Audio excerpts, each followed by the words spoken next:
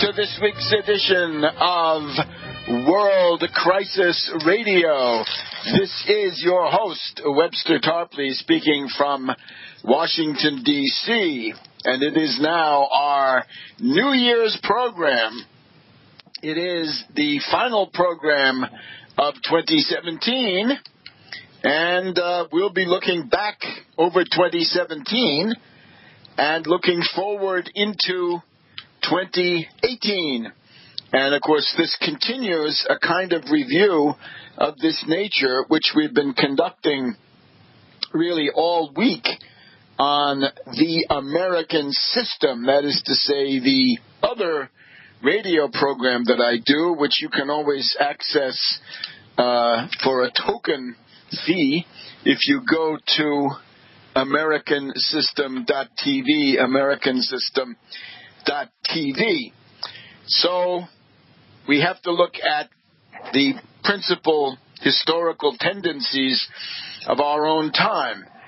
And I think the big story of 2017 is that the tide of chaos and phony populism, that is to say, cultural populism, which is always a fraud, which is always a con job, this tide of chaos, which has been washing over the world, has been exposed as something essentially artificial.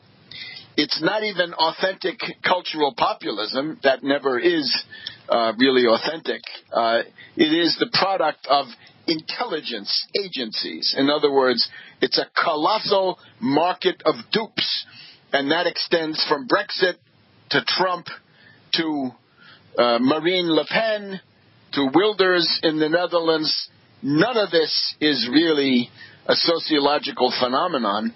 This kind of wave of resentment, chaos, anti-institutional feeling, totally bereft of economic program in most cases.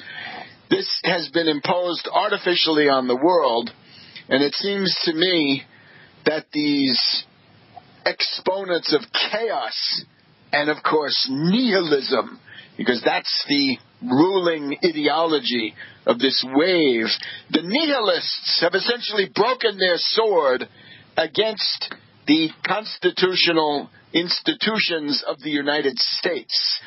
And the populist tide, I predict, is going to go out amid disillusionment, resentment, infighting, bitter conflicts among the frauds themselves, as it becomes more and more obvious that precisely that this cultural populism is a con job. Naturally, what we intend to work for here is to make 2018 a year of economic populism. We intend, we hope, we will work, and we invite you to join us, to strive in every way possible, to do everything in our power, to provide a program to unite the various disparate elements, to unite the various identity groups, who, of course, are perfectly free to maintain their own identity group demands, and this is to be expected, and in many cases it's even beneficial. But these have got to be placed on the platform and under the umbrella of overarching, uniting, mass traction economic demands. Targeting whom? Targeting those who are in many ways responsible for the current crisis, and above all targeting the institutions that must be transformed, mobilized, seized, reoriented, requisitioned, commandeered in order to lead world civilization out of this colossal crisis that we're in. So we've seen the wretched fruits of cultural populism, hatred, resentment, and completely retrograde anti-civilization tendencies. And now it's time to shift into economic populism, which is, of course, rational. It is an attempt to solve real problems in the real world. And our looking ahead, one of the key elements of our analysis is that here in the United States, we hope to get to this in the second hour. If you look at the principal victories of the Democratic Party just now in the past couple of months, November and December, you will see that in Virginia, the victory of Ralph Northam over the Republican insider, the Bushman Ed Gillespie, that was largely based on a desire of people in Virginia to get a Medicaid expansion going. Medicaid expansion, which the Republicans, in particular in the state legislature, have been cynically blocking. In other words, free federal money had been rejected by these ideologues eager to win the support of the reactionary billionaire cliques that now own the Republican Party. So people were voting for Northam because they thought Northam and candidates in the Virginia state legislature were a way to get Medicaid expansion so that they could then live. That's the right to life. The right to life means the right to health care. And otherwise, it's a mockery. That was Virginia. Then we can look at the case of Doug Jones in Alabama, right? Senator Jones now, finally certified. Too bad he hadn't gotten to the Senate in time to vote against that monstrous tax bill. But you remember that Jones, his principal statewide issue was S-CHIP, the State Children's Health Insurance Program. In other words, medical insurance for children. This is something going back to Senator Kennedy and some others.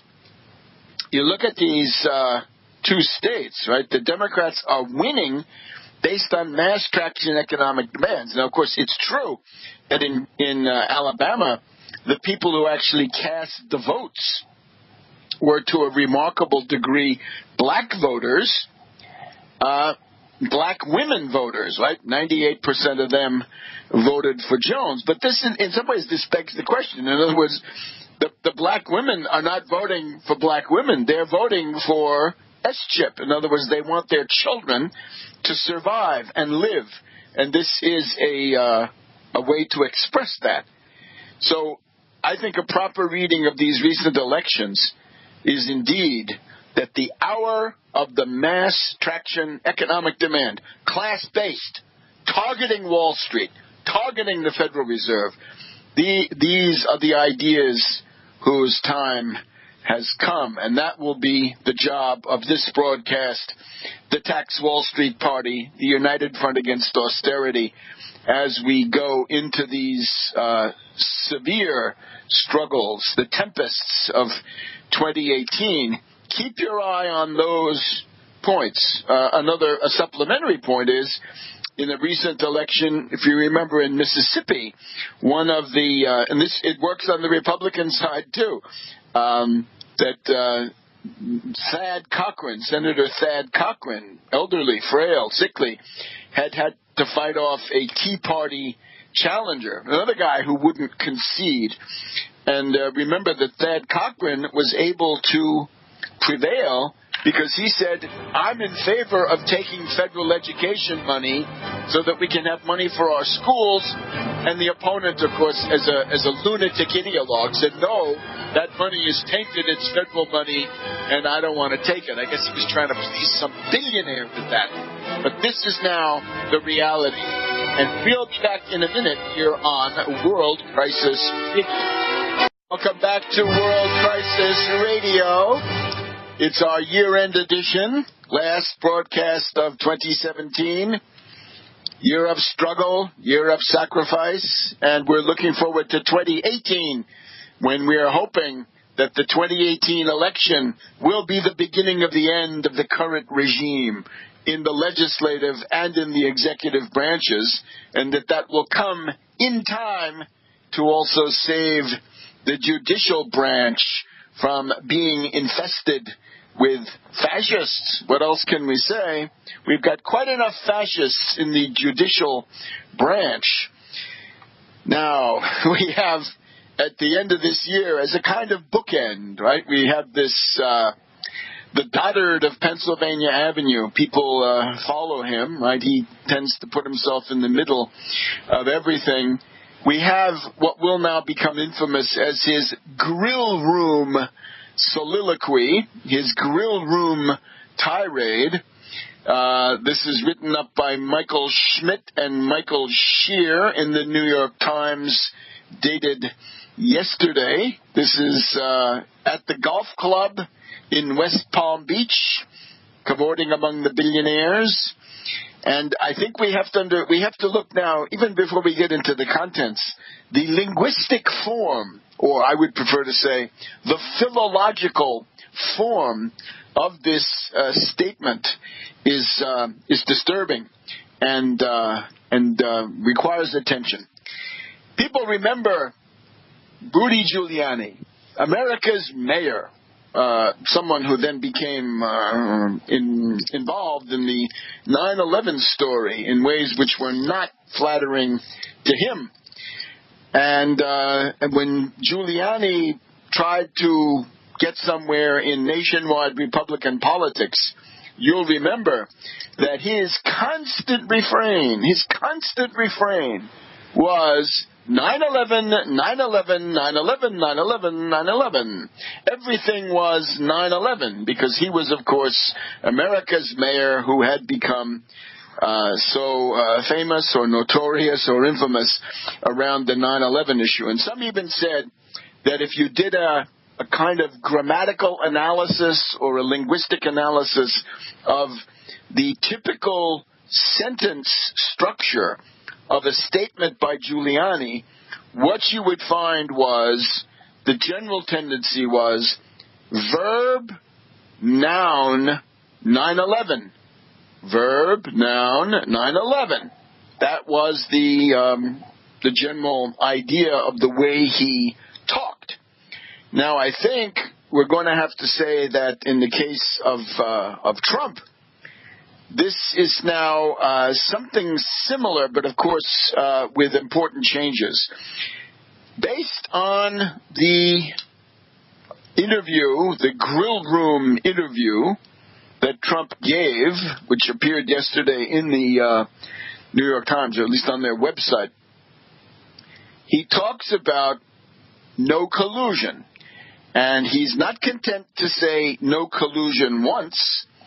According to the count made by the New York Times interviewers, and you can see this if you look at the transcript of some of the remarks, he says no collusion about 15 or 16 times. No collusion, no collusion, no collusion. Therefore, I think we can argue in the case of Trump, the typical Trump sentence, especially as we go into 2018, is going to be verb, noun, no collusion. Verb, noun, no collusion.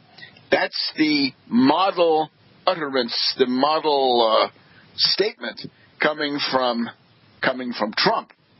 Now, some have advanced the hypothesis that this is actually now providing clues to the apparent mental disturbance, the obvious instability of this person, and that some have even said it is an example of echolalia. Echolalia, of course, the constant meaningless repetition of some scrap of verbiage, right? Some kind of verbal formulation which is obsessively chanted, ranted, and put out. No collusion, no collusion, no collusion.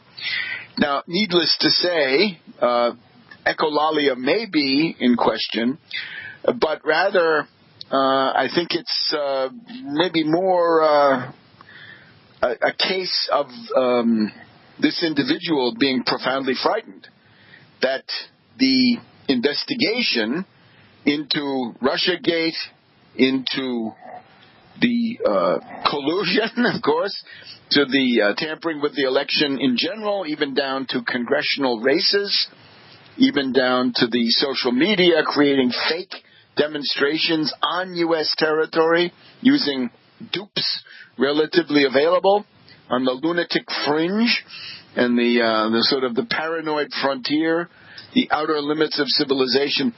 The no collusion seems to be, he protests too much. This individual doth protest too much. There seems to be possibly a guilty conscience in play. The other one that has occurred to me is, if you know Bertolucci, the Italian director, one of his movies from a decade or two ago, The Last Emperor. And you remember, this is the life of Henry Puyi, who was the last emperor of China, overthrown in 1911, went on to become the emperor of the Japanese puppet state in Manchuria, right, what they called Manchukuo. And later in life, when he's working as a gardener, he becomes friendly, actually in jail, he becomes acquainted with a Chinese communist leader, sort of a Deng Xiaoping figure, a reformist who gets slammed in the great proletarian cultural revolution. And this guy is one of Bertolucci's favorite actors. At a certain point, they put a dunce cap. The Red Guards come along, right? Fascist Red Guards come along and put this dunce cap on his head, and they try to grill him. And he keeps saying, "Nothing to confess, nothing to confess, nothing to confess." And somehow he does survive with that as his strategy. So maybe that's really the idea. No collusion is verb, noun, no collusion, but the fact that it comes up so much is really a way of saying nothing to confess, nothing to confess. And of course that's the issue. And we've had plenty of echolalia. It's a witch hunt. And, of course, it's fake news, and these things are parroted. Do they mean anything? I don't know. I don't think they do, really, except the limits of what I've said. So there's where the White House, the tenant of the Oval, where he is as we begin the new year. Back in a minute on World Crisis Radio. World Crisis Radio. Webster Tarpley here in Washington, D.C. It is very cold here in Washington, D.C. It even got below the teens. We were down to 10 or 11 degrees Fahrenheit yesterday, and it's going to stay that way for a while. So the Potomac is now, parts of it are frozen, or at least there are blocks of ice that come floating down the Potomac stream. So we're looking at this 30-minute grill room interview with the tenant of the White House by the two representatives, interestingly enough, of the failing, nearly bankrupt, moribund, but of course not really, actually rescued by Trump, as he tries to argue, Schmidt and Scheer. Now, in the course of this, he asserts what amounts to dictatorial powers, and that is this fateful sentence, quote, "I have absolute right to do what I want to do with the Justice Department, but for purposes of hopefully thinking I'm going to be treated fairly, I've stayed uninvolved with this particular matter." Now, this is wrong. This is constitutionally not the case. There is no such thing in this system as an absolute right to anything. All rights are conditioned. Right? Freedom of speech, it's close to absolute, but even there, You can't yell fire in a crowded theater, as Oliver Wendell Holmes correctly observed. There are limits to everything. And even though he has the power to fire federal officials, he has the power to grant pardons, if this power is abused in a way that actually amounts to obstruction of justice, that right is then going to be terminated, or should be, if the system is supposed to work well. So he's wrong about the absolute right. His parroting, his obsessive mantra of no collusion does nothing but increase suspicion and what is now the certitude in the minds of many, that he did collude, and that he has essentially tended to sell out the United States. This stuff about an absolute right to control the Justice Department is constitutionally wrong. It's grotesque, and it's frightening. The other thing is he seems to be realizing that he was duped by President Xi, right? This is the constant problem with somebody who operates in this way, right? If everything depends on these fake, duped personal relations, oh, so-and-so is my great friend, President Xi would never do that to me. That's Xi who must be obeyed, for those of you out there. Well, he now sees that the Chinese are secretly shipping oil to North Korea, right? This is a transfer of petroleum products from a Chinese ship to a North Korean ship somewhere on the high seas, which has nevertheless been filmed and noted. And he yells, "Oil is going into North Korea. That wasn't my deal." Your deal? Well, maybe you didn't have a deal. If they don't help us with North Korea, he said of China, then I'll do what I've always said I want to do. And God knows what that is. But we're now at the point where the great issues of war and peace, life and death, are in the hands of this mentality, the dotard of Pennsylvania Avenue, as the North Koreans call him. He's, of course, wistfully looking backwards to his state visit to China when Xi Jinping, he says, treated me better than anybody's ever been treated in the history of China. I'm sure that the White House has done an exhaustive review of the history of China, right? Going back to the Chu dynasty, the Duke of Chu, going back to the Shang dynasty, going back to the mythical pre-Shang, prehistoric Chinese phases, and that they've come to this conclusion. They have to help us much more. And we have a nuclear menace out there which is no good for China. So this is what we've got. It's a bad situation. Now the Trump camp is fighting among themselves. We've got the lawyers representing Trump. They're facing a kind of grim situation now in the next week or two, because apparently all the press coverage converges on the impression, the hypothesis that Ty Cobb, the mustachioed one, has been telling Don that the Mueller investigation will perhaps wrap up, be completed by the end of this year. That's about 2 more days. And or that the part involving Trump will be completed. This is not realistic. This is a fantasy world.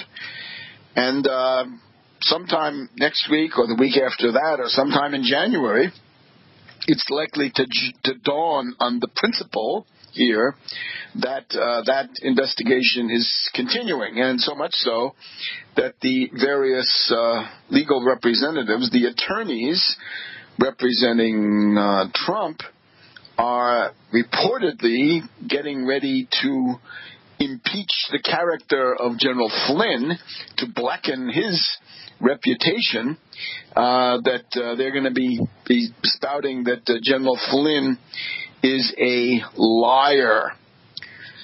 Now, I would invite you to look online if you can. I haven't been able to locate this myself, not that I've looked.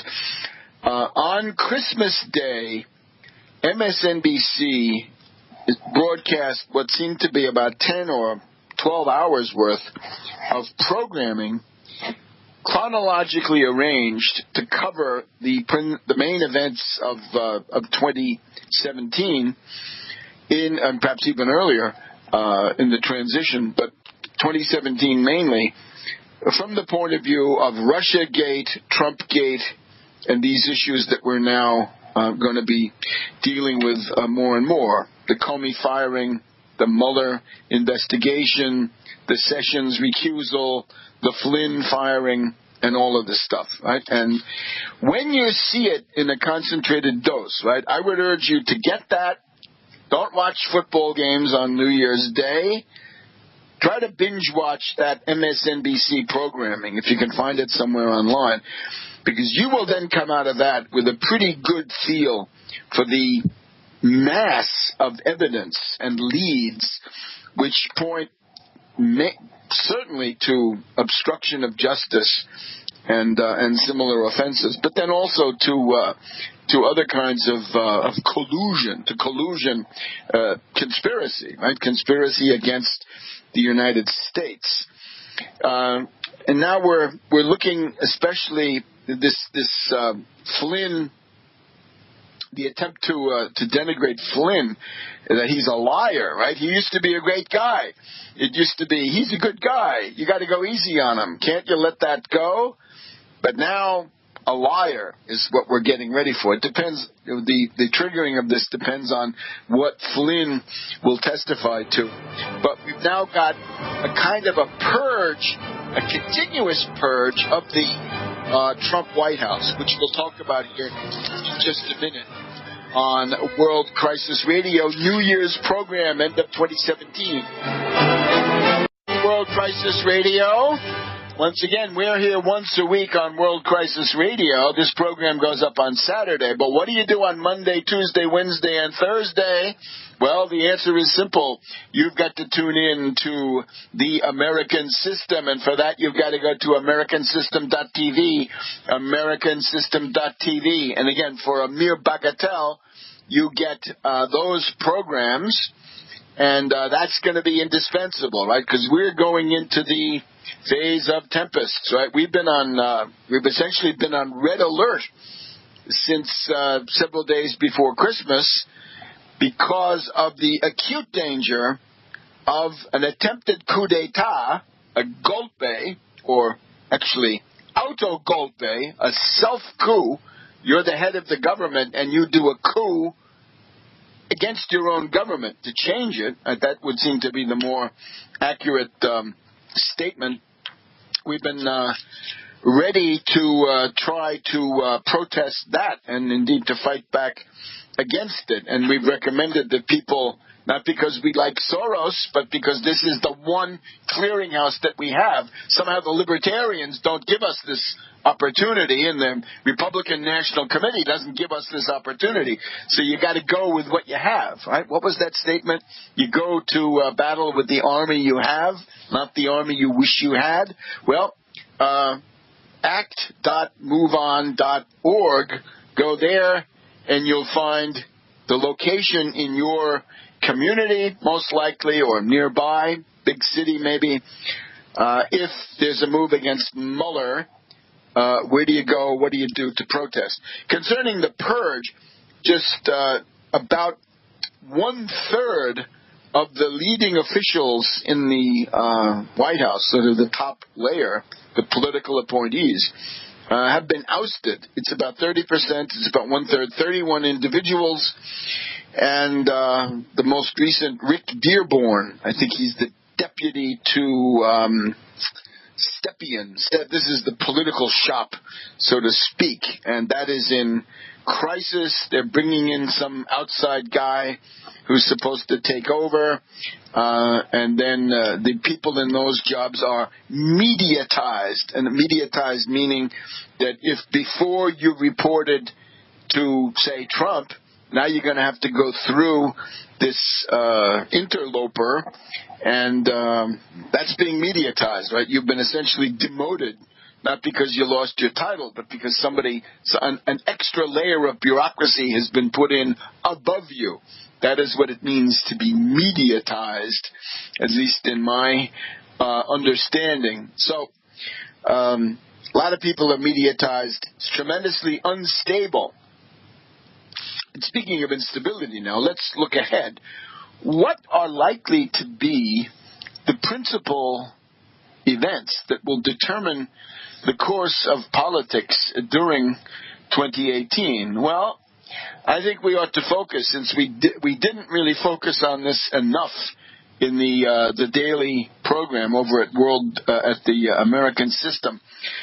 The crash of 2018, the economic crisis of 2018, if there's going to be a decisive event, and it's still an if, that's going to transform the political situation in ways that are negative for the current regime, probably the most interesting hypothesis is a financial panic or crash in the coming months, and we don't know when, but in the coming months, that would amount to the collapse of the current stock market bubble. Now, this stock market bubble has been around for quite a while, and it grew out of certainly the failures of the Obama administration, right? Thanks to Preet Bharara in the Southern District of New York, there were basically no top Wall Street predators, that were hauled into the dock and put on trial for financial crimes. And the spurious, specious explanation for this was, well, we can't prosecute the head of the big money center banks, the heads of them, because that would cause a financial panic. The Wall Street guys would get scared. So in effect, it's a kind of blackmail to which the Obama administration then submitted. And you'll remember that when Trump was running for president, he talked all the time about how the apparent prosperity in the stock market was a bubble. Yeah, it was a bubble. It is a bubble. Somehow, however, through this magical process of transmutation or transubstantiation, the bubble under Obama becomes prosperity under Trump. Well, I'm afraid it doesn't work that way. This is a bubble. And we're told that as of today, I'm pretty sure, the stock market approached 25,000. We almost saw Dow 25,000, but I believe it fell short, or at least it fell back. And that leaves us now looking forward into the new year. It's always important to see what happens on, say, in this case, Tuesday, right? The first trading day of the new year, often considered to be an omen. I'm sure the plunge protection team will be lining up plenty of cash borrowed from the Federal Reserve, right? The PPT, don't ever forget them. They're going to try to prop this up if they can, but it may not be possible. Now, why? Well, we've talked about this, right? The basic picture is that we don't have a zero interest rate policy anymore, right? The ZIRP has been abandoned. The Federal Reserve is now up to a target of almost 1.5% interbank lending, right? Fed funds, overnight lending. Other interest rates have gone up with that. There is no stimulus, right? Obama, with the $800 billion stimulus, probably avoided a depression which would have been universally recognized as worse than the 1930s. Instead, he was able to do a kind of Keynesian consumer-led stimulus, partial recovery. But, of course, it did not revive the main engine of modern economies, which is the capital goods industry. Consumer spending alone cannot do the job. It's indispensable, but it's not sufficient, and that's really the key to Obama. We've got the reason that the growth has been slow is that the zombie banks, right? The zombie banks, clogged as they are with rotten, bankrupt derivatives, these institutions are now weighing down the U.S. economy, and some of those would have to be wound up. But don't look at Obama for that, right? That was much too risky for him to do, and of course the current tenant of the White House, you can forget. So, no zero interest rate policy, no stimulus. We don't have a kind of what can we say, monetary stimulus anymore.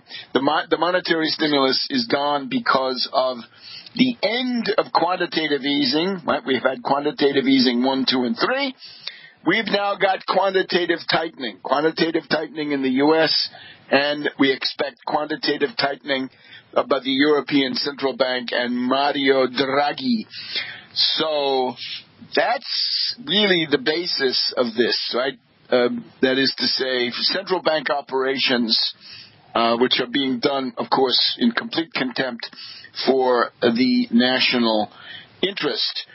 But in particular, the quantitative tightening, the rising interest rates, the lack of a real stimulus, all of that is now going to come home to roost. Now, the Republicans would argue, but we have a fiscal stimulus.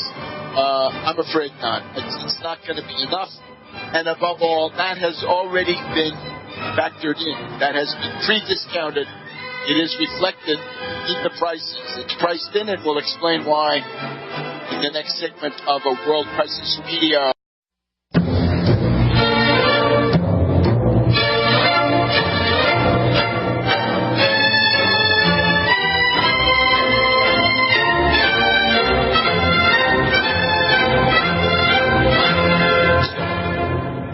Welcome to the second hour of a World Crisis Radio.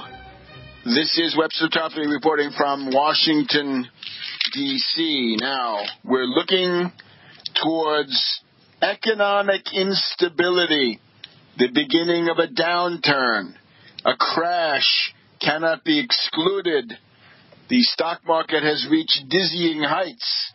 The price-earnings ratios are out of all proportion.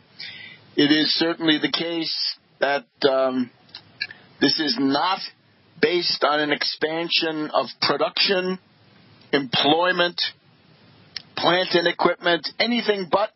It's all hype. And it's so much hype that Trump himself was able to say this is a bubble up until he got elected, at which point it became the essence of real economic prosperity. Now, a couple of things to note. You have seen the tremendous instability of Bitcoin. Right? This is a harbinger of bad things to come. It shows people with real money are willing to essentially bet that money on one of the most dubious fly-by-night projects that we've seen in a good long time. Right? This is not a form of money. It's simply something like the tulips of the tulip bubble, or the land in Mississippi in the Mississippi bubble, or similar things that we've seen in the past. The various manias and bubbles. That's Bitcoin, right? And whatever happens to Bitcoin, it simply shows that we're approaching the point where complacency turns into panic, or at least can. Remember, when the VIX is low, look out below. When the VIX is high, it's time to buy. Well, right now the VIX, the volatility index, is extraordinarily low. Complacency is everywhere, and it's being cheered on by the Oval Office And you may remember at the end of Calvin Coolidge and the beginning of Herbert Hoover, there was something called the inaugural market, which started in November of 1928 after the election, and it lasted about a year. It went until October of 1929, and you remember then that the outcome, for various reasons, right, which are not likely to be repeated verbatim today, but which at least gives us a way to think about these things. That was a very ugly phase that began at the end of October 1929. Now, some would say, well, we've got the tax cut. Well, the point is, as Mnuchin had already said some weeks and months ago, Mnuchin pointed out that the tax cut for the rich, for banks, right, because banks are the ones who are supposed to pay the federal corporate income tax. Often they don't, right? Goldman Sachs and so forth, notoriously very low tax rates. Now, that's all priced in.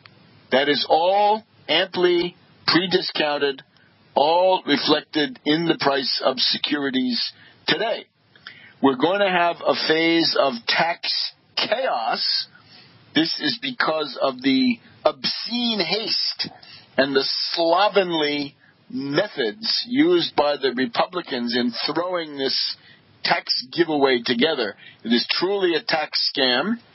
I have to stress again, I'm delighted to hear former Secretary of the Treasury, former head of Harvard economics professor Larry Summers say that at least 10,000, many thousands of Americans can die as a result of the financial chicanery that the Republicans are carrying out. But the tax cut is already priced in, and you can see that certain key kinds of hot money began leaving New York in various kinds of markets, or actually equity funds and things like this, departed once this had been passed. They figured, well, the upside has been exhausted.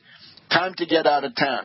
Now, they may also say, well, wait a minute, we've got the infrastructure bill coming up. Let's talk a little bit about infrastructure. Now, this is a bogus sham.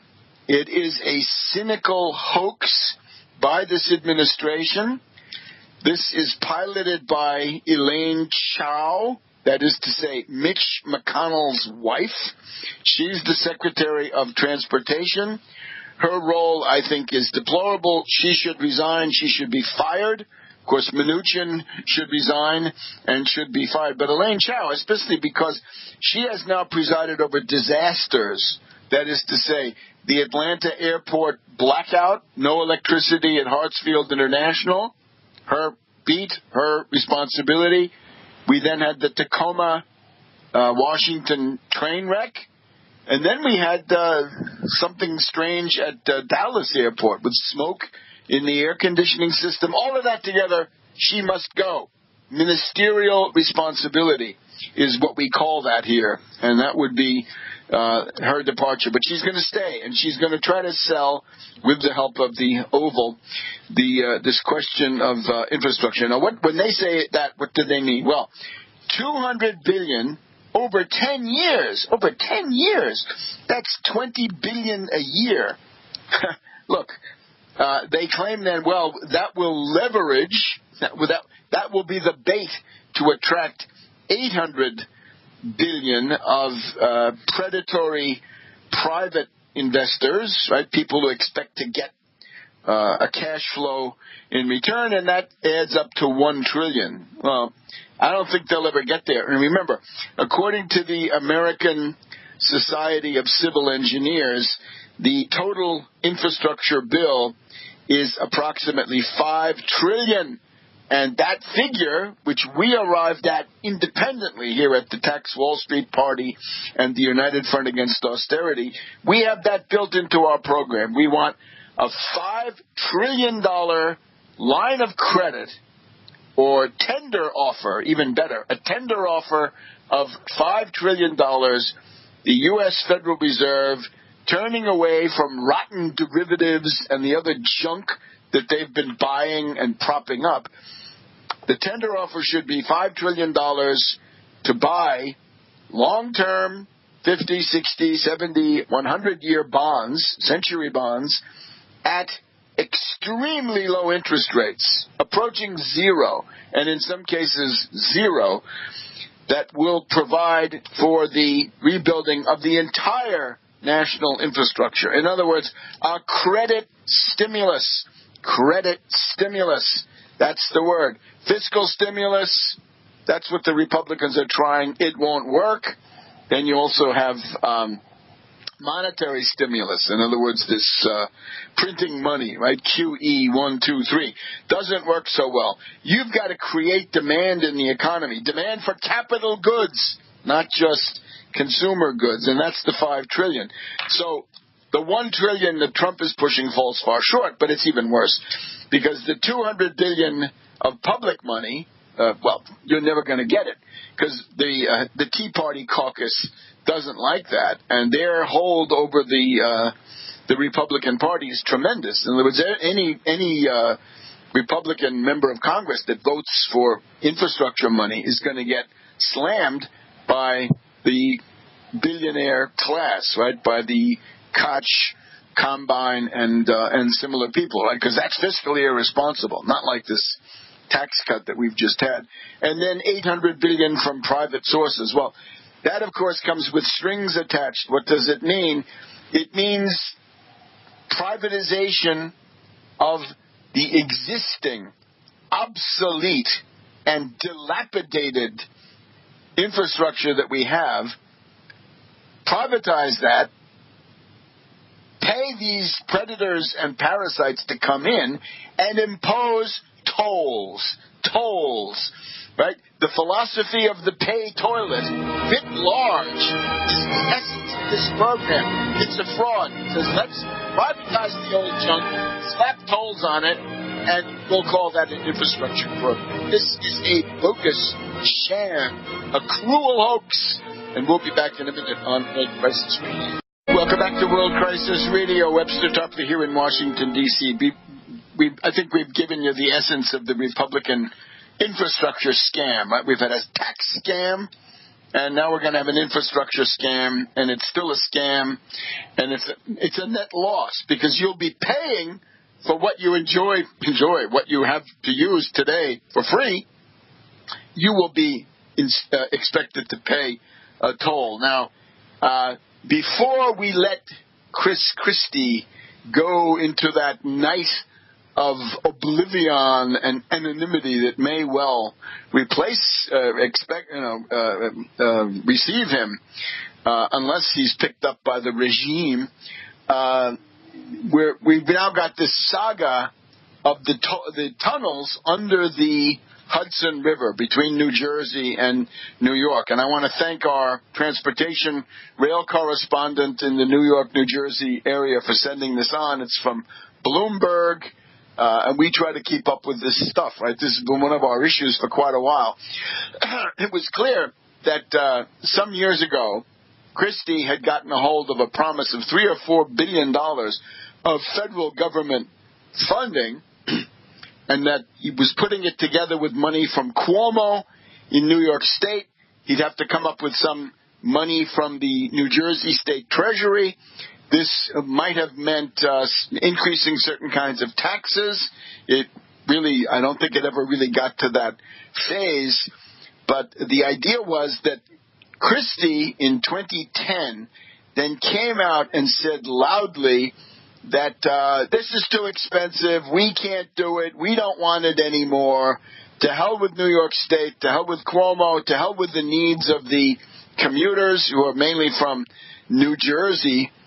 And what he did then was to hijack this $3 to $4 billion of federal money and use it to run the operating costs, certainly of transportation in New Jersey. And according to some, even more broadly, it went into running the New Jersey state government. Why did he do that?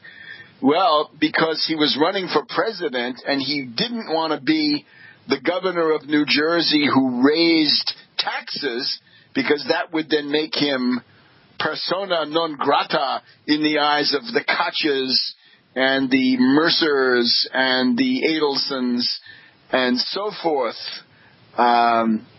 didn't want it to come up. So this is basically recognized here in this Bloomberg article. So what we now have is those tunnels are even more necessary, right? If the stuff had started, if the building of these Trans-Hudson tunnels had happened, had it started in 2010, these things would probably be ready now, which would mean easier commutes, fewer delays, fewer breakdowns, all of the benefits of infrastructure.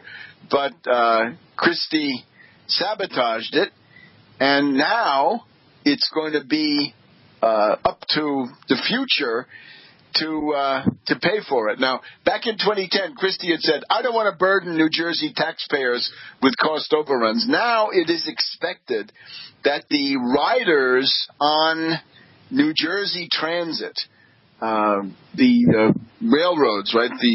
Essentially, it used to be the Jersey Central and other rail links. They are going to have to pay billions of dollars over the coming 20 years. It's thought that this is going to go until 2038. 2038. The first fruits can come no earlier than 2025. They could have been here already if it hadn't been for Christie's misbegotten presidential ambitions. And we've got breakdowns in Amtrak. Everything is complicated by the fact that Amtrak owns part of these rights of way, part of these rail links, and they are underfunded, and of course getting more underfunded by the current Trump regime. So you're going to have to pay $1.80 surcharge. It's going to go up to $3.40 surcharge in 2028 and $4.40 surcharge in 2028. So that's going to be hefty. And that's what New Jersey commuters and New York commuters, too, because some go the other way, are now going to be left with, thanks to Christie. So this is a case study in how Republicans inevitably mismanage, abort, destroy, wreck, parasitize, loot infrastructure projects. So based on what Christie has actually done in terms of siphoning off this money and using it to try to please the billionaire donor class in who knows how many other ways, that's what you can expect from Trump. So this is another reason why this whole nonsense about infrastructure is just that. So the Democrats should put out a clear alternative. What they should recommend is we have the Federal Reserve. The Federal Reserve has purchased $3 or $4 trillion worth of rotten, bankrupt derivatives, which they're now trying to sell off. That's what the quantitative tightening is. Let the Federal Reserve, with the greatest lending power in the world, step up to the plate. 0% 100-year bonds from the Port Authority of New York and New Jersey in this case, and build. And that is something that can be replicated in many other parts of the world. But in the meantime, we can look for increasing instability. Will it be in the springtime? Will we have to wait until next October? Well, we'll see. The inaugural market goes on, but this inaugural market has now lasted quite a while. Now, the Republican campaign against Special Counsel Bob Mueller goes on and on. We're now getting more and more incoherent, raving commentary. Congressman DeSantis has come forward. We want to call him Congressman De Diabolis because he's not from the Saints. He's from the other side. Congressman Getz, Gaetz. These people come forward, and of course the old standard Nunes, right? The midnight rider of Pennsylvania Avenue, who did the midnight ride up Pennsylvania Avenue to the White House, and of course flanked by sturdy Louis Gohmert, the neo-McCarthyite, who had a list of FBI officials and agents and saying, do they have are you now or have you ever been a political opponent of Donald Trump? They are nuts because they're obviously the reductio ad absurdum is at this rate only total pro-Trump stooges would be acceptable as people in this investigation, and you just can't find that many in the federal service. I'll be back in a minute on World Crisis Radio. Welcome back to World Crisis Radio. Webster Tarpley from a sub-freezing Washington, D.C. Our New Year's program. Happy New Year to all. Best wishes for happiness, prosperity, tranquility, but unfortunately, these will not derive from the public sphere where the only realistic approach is going to be struggle. Put aside your individual concerns. Put aside the alienation of isolated individual life and look forward to the great public events, the great affairs of state. Put aside your time-wasting researches into what happened in this or that false flag. These are not likely to bear heavily on the big picture. Look at the big picture. There's plenty to puzzle about there, too. We've got a Russian by the name of Kozlovsky who says that he was told by General Dokuchayev, Major General Dokuchayev, to hack into the Democratic National Committee computers. So Kozlovsky is on trial for other crimes in Moscow. He says Dokuchayev is the guy who ordered him. Dokuchayev has problems of his own in Moscow, but those are the things that now become interesting. You're back to something that looks much more like the Cold War, I'm afraid. Not what I wanted, but there it is. That happened because of decisions that were beyond my control, although I did my best to influence them. All right. The big thing to understand is Robert Mueller is now an authentic folk hero of the American people. Go to any number of websites, put in Mueller T-shirt, M-U-E-L-L-E-R, Mueller T-shirt, and that will lead you to paraphernalia like you couldn't imagine. We mentioned this before. T-shirts, buttons, keychains, notebooks, hats, cups, mugs, bowls, lunch boxes, a baby's pacifier, on and on, a really tremendous array of paraphernalia with It's Mueller time. I'm playing off the well-known beer. But in this case, it's a good Mueller. This is now the guardian, the bulwark of the state and the law that we have. We're not endorsing his entire career. God knows, the guy's a Republican. So, this cannot be endorsed. But the important thing is, from the point of view of political realism and sanity, the right man in the right place, in the right job, with the right staff, and the right tasks, and the right attitude, that is the best we have going. And therefore, get ready to do what you can to assure that this investigation is allowed to continue. And, of course, we're hoping that there are comprehensive systems to frustrate and beat back any abortive attempts by the Oval to somehow terminate this investigation, right? Once the White House realizes that indeed it's not ending, that it is expanding, we've had this very interesting news that the New York State Attorney General Schneiderman is looking into the finances of the Kushner companies. That's extremely interesting. And, this just needs to continue, and it will continue according to its own internal logic. It must not be interfered with. So that's one thing, Mueller. Another one is the 25th Amendment, the non-compos mentis department. We are told by no less eminent an authority than Roger Stone, right, Manafort's former law partner. Roger Stone says that he has heard that members of the cabinet, I wonder if Tillerson is one of them, are discussing whether they ought to invoke the 25th Amendment to terminate this presidency based on the, in this case, the non-compos mentis argument can't fulfill the duties of the president. So that's another one. There's always the possibility of a resignation.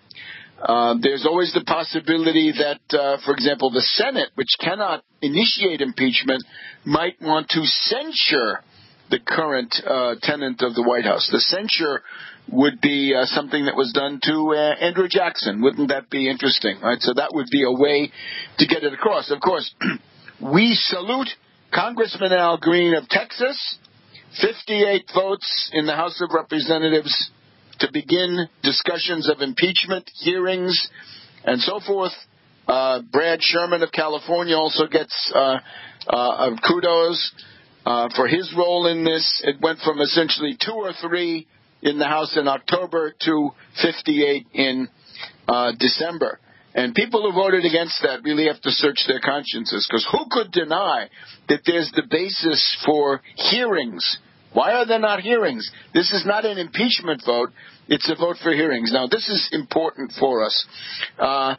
Pelosi says you have to wait for Mueller. You have to find out what the facts are. This is wrong.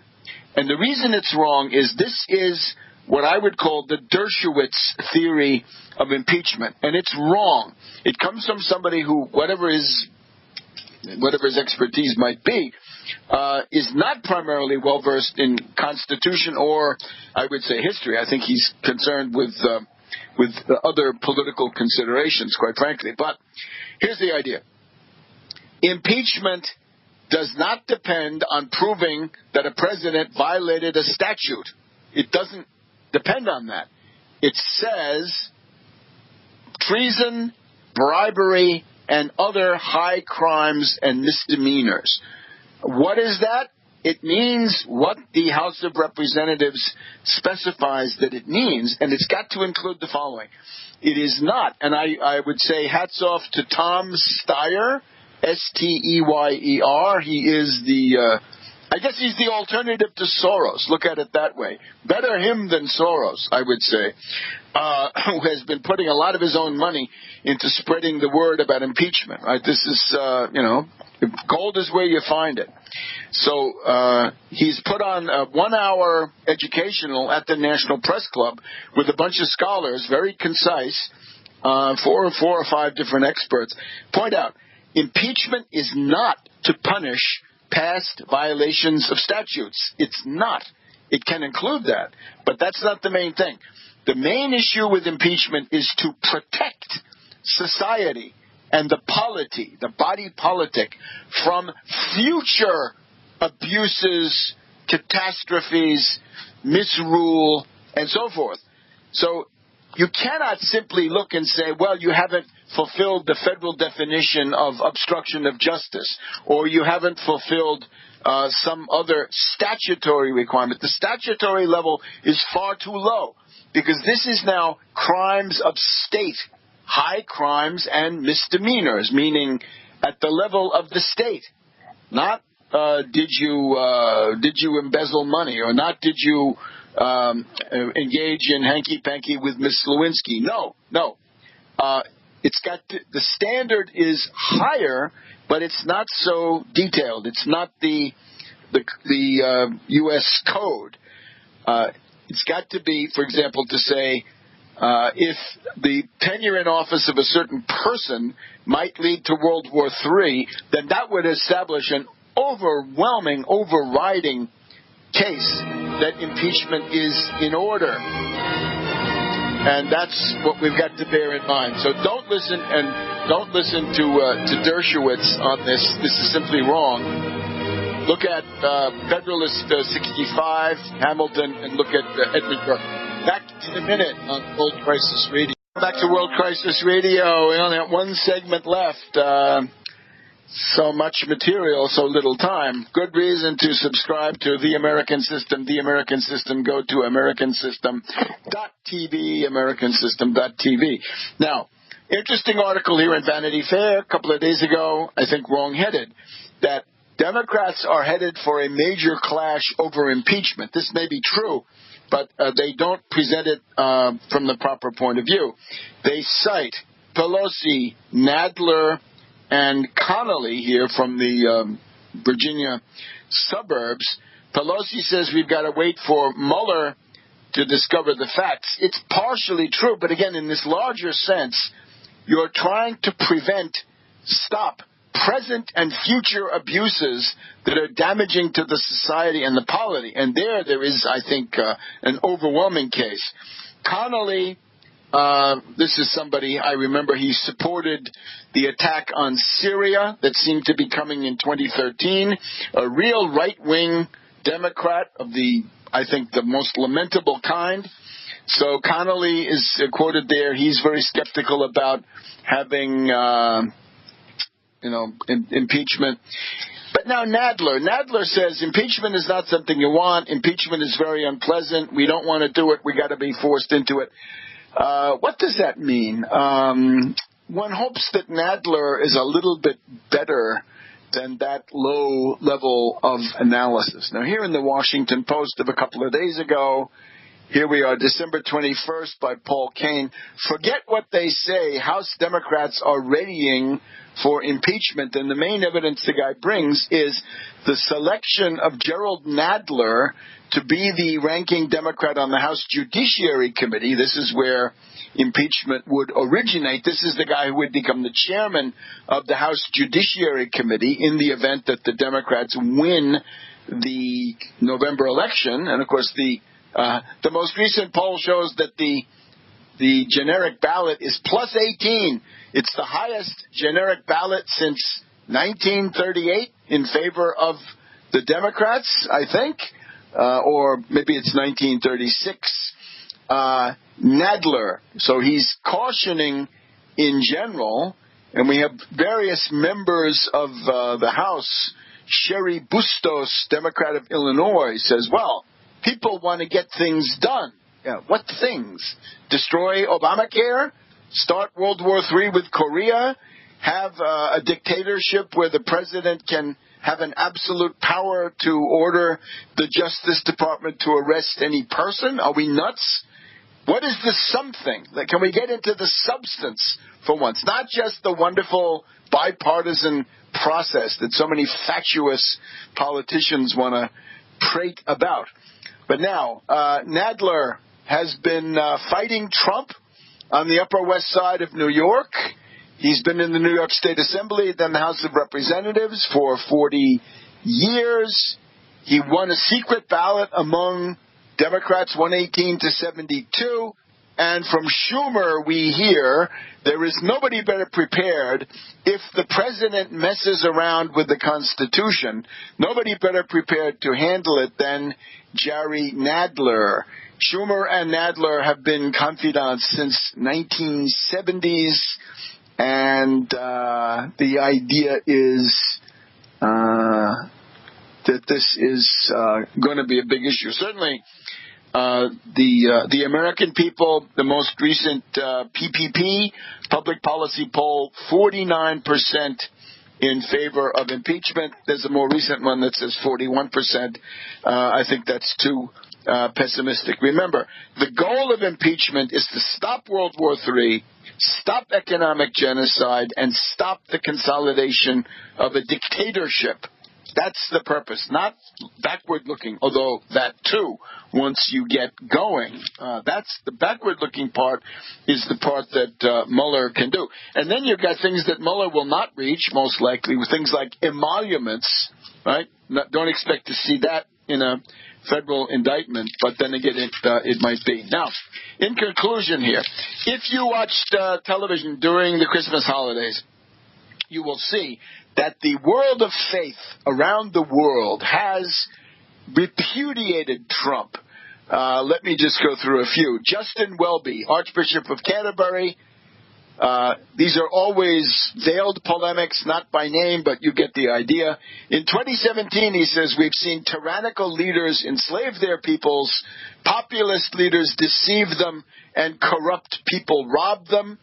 Welby, Archbishop of Canterbury, head of the Church of England, with the Queen, of course, acting for her, he says, the President of the United States chose to amplify the voice of far-right extremists. Pope Francis talks about Trump as the new Herod, that immigrants today have to survive the Herods of today who impose their power and increase their wealth and see no problem in shedding innocent blood. We also paid attention to the apostolic, well, he's the apostolic administrator of the Latin Patriarchate of Jerusalem, right? And he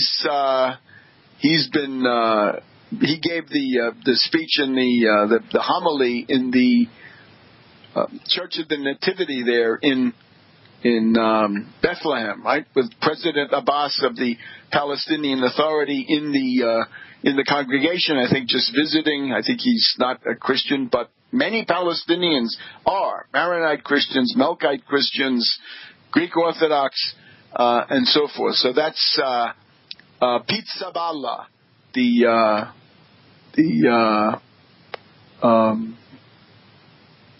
again, the patriarch. Essentially, he acts as the patriarch. And then, Papal Nuncio here in Washington, D.C., Christophe Pierre, did a whole sermon at the National Shrine of the Immaculate Conception. Immigration is a key part of American history. The American melting pot is comparable or related to Pope Francis and his constant talk about the culture of encounter, not the culture of walls, the culture of bridges, the culture of encounters, and that U.S. Christmas customs come from Mexico, Britain, the Philippines, Italy. It is a nation of migrants. And, the other interesting thing is that in the Church of the Nativity there, it was packed. You'd normally have thought that Trump's Jerusalem speech would have cut down the attendance, but it did not happen. So now, last thing, if we can. We're looking at the national security strategy of the United States. We find it wanting. It lacks the main thing. The main thing is anti-ballistic missile defense, anti-missile missiles, or very soon as research and development will permit, space-based lasers, air-based lasers, other lasers that shoot down ICBMs and other missiles. Here we read, in the National Security Strategy, issued a couple of weeks ago, priority actions, enhance missile defense. The United States is deploying a layered missile defense system focused on North Korea and Iran to defend our homeland against missile attacks. This system will include the ability to defeat missile threats prior to launch. Enhanced missile defense is not intended to undermine strategic stability or disrupt long-standing strategic relationships with Russia or China. Where can we begin to get the fallacies in this? First of all, this should be the central question of national defense. And we're talking here not even tens of billions, we're talking hundreds of billions. A lot of the money they've just thrown out the window for the sybaritic lifestyles of rich people. The ABM should be central. And don't guarantee to Moscow and Beijing that they will retain the ability to destroy the United States. Do they have some right to be able to destroy the United States? Is that what America First means to this gang of dummies? That they essentially will not interfere with deterrence. You're going to interfere with deterrence big time if you have enough lasers up in orbit to be able to prevent a sneak attack. And the instability we've seen in Moscow and Beijing, I think, make it necessary to take the existence of the United States out of the hands of Moscow and Beijing. Therefore, this national security strategy is a piece of junk, and these generals should be ashamed of themselves because of their political cowardice. Happy New Year. See you next year.